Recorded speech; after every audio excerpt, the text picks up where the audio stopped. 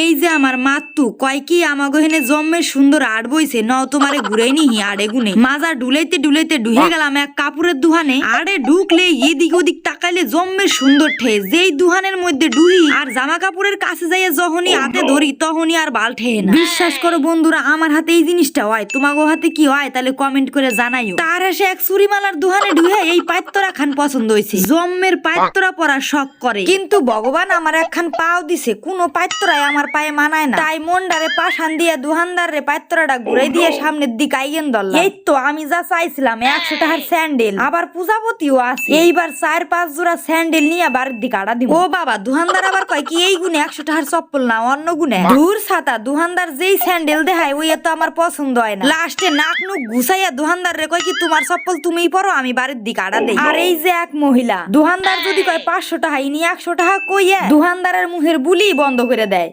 200 টাকা দেবো তো বা 200 টাকায় ওয়ান পিস? হ্যাঁ ওয়ান পিস হয় না। লাস্টে বেড়ারে পড়াইয়া পুড়াইয়া কয় কি রাহো গুইরা আহুনের সময় নিমানে হেয়া কইয়া আই জোয়াইছি কাইলো আইছি। যাইক বাবা, মেলা বাজার করছি আড়ে গুনে, আড়ে জিনিস আড়েই থাইক, আমি কিছু খাইয়া বাড়ির দিক যাই। দিদি গো বাইতে একটানা নিরামিষ খাইতে খাইতে পেটে কল পড়ে গেছে, মাত্তু খাওয়া পারবো না, তাই মাত্তুর সামনে বইয়া আচ্ছা করে বিরিয়ানি খাইয়া বাড়ির দিকে আড়া দিলাম।